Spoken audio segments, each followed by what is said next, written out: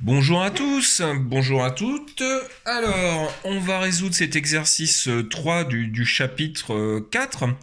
Donc, on a pu montrer expérimentalement que le 1,2-dichloroéthane existe en solution. Donc, le 1,2-dichloroéthane, eh bien, c'est tout simplement ça.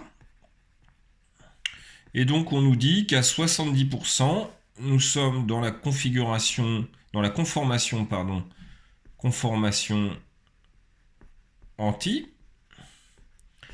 et à 30% dans la conformation gauche.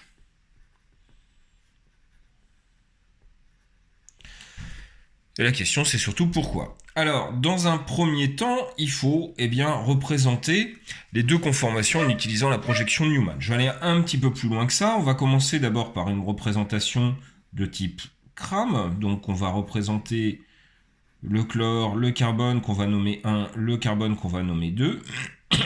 Vous le savez, dans CRAM, outre le fait qu'il faut tenter de respecter les angles, il faut toujours deux atomes dans le plan, un atome en avant du plan et un atome en arrière du plan.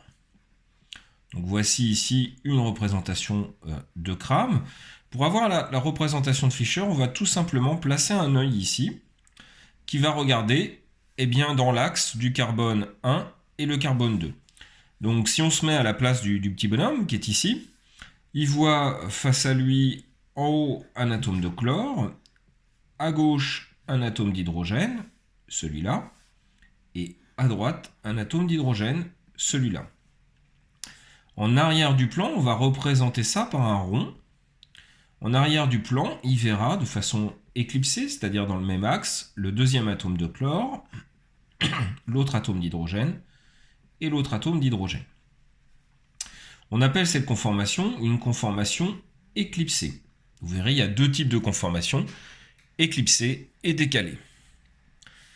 Alors, on va faire tourner autour de cette simple liaison sigma avec un angle phi. Ici, l'angle phi, il est égal à 0 degré. Et on va tourner comme ceci. La première rotation qu'on va faire, on va faire une rotation de 60 degrés.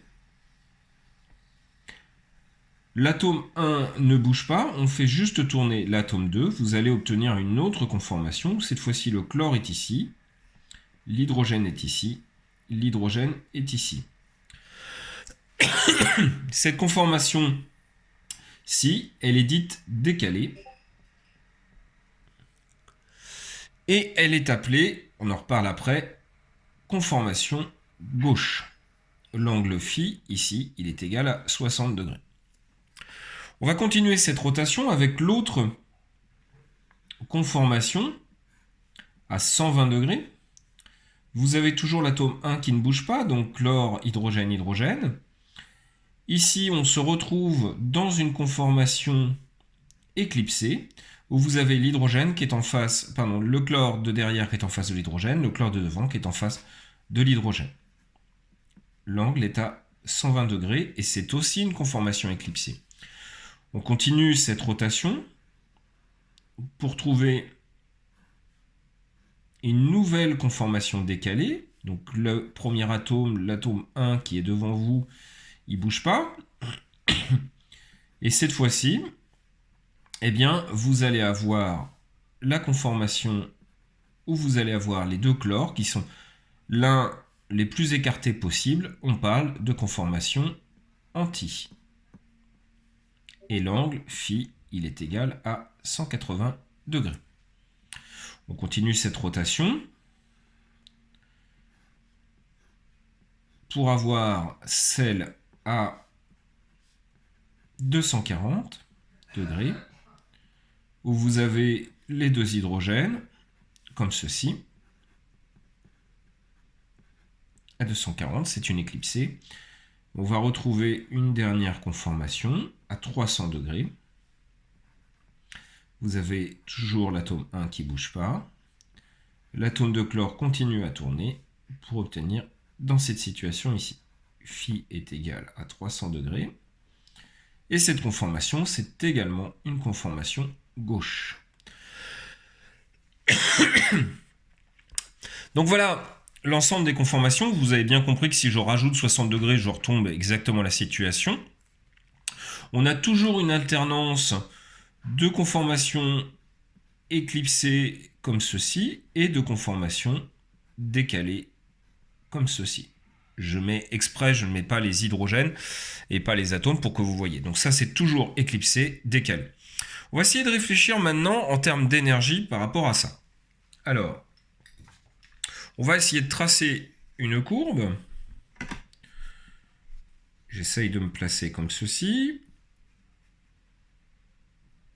en réfléchissant justement aux énergies.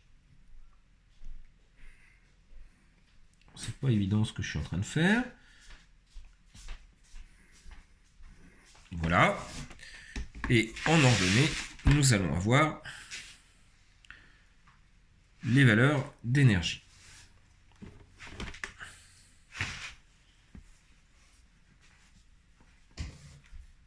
Et l'angle de torsion phi ici.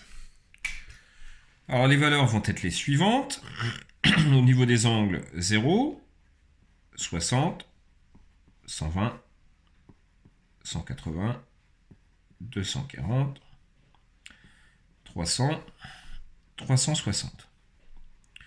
Au niveau des valeurs d'énergie, sachez que l'énergie des éclipsés est toujours supérieure aux énergies des décalés. Et donc, on va commencer à placer justement ces énergies des éclipsés. On a deux situations. La situation, par exemple, phi égale 0, ou la situation phi égale 240, ou encore phi égale 120. Dans la situation première, phi égale 0 ou 360, vous avez deux atomes de chlore qui sont l'un en face de l'autre. Les atomes de chlore sont des atomes qui sont massifs. Ils vont donc créer de la répulsion, et cette répulsion sera plus importante dans ce cadre-là qu'un chlore face à un hydrogène. Dès lors, cette conformation à phi égale 0 sera maximale, ici et ici à 360. Alors qu'à 120, eh bien, vous allez être un petit peu plus bas en énergie, par exemple ici, et de la même façon à 240. Maintenant, on va regarder les conformations décalées. Notamment, on en a deux types. Décalé gauche. Hop, je me décale à gauche, excusez-moi. Décalé gauche et anti. Eh bien, de la même façon, ici, vous avez les deux atomes de chlore qui ont tendance à se toucher, à être plus proches ici que dans cette situation où ils sont plus éloignés l'un de l'autre. Cette situation-là sera moins favorable que cette situation-là. L'énergie gauche, et ça sera souvent le cas, est supérieure à l'énergie anti. Dès lors, on va placer arbitrairement l'énergie gauche ici, donc à 60 et à 300, et l'énergie anti, on va la placer ici. Il suffit maintenant pour avoir la courbe, eh bien, de rejoindre les points. C'est comme un jeu. Oups là. Voilà. Et on obtient, comme ceci, cette courbe. Donc, les deux réponses aux questions, c'était que la conformation anti, c'est celle-ci.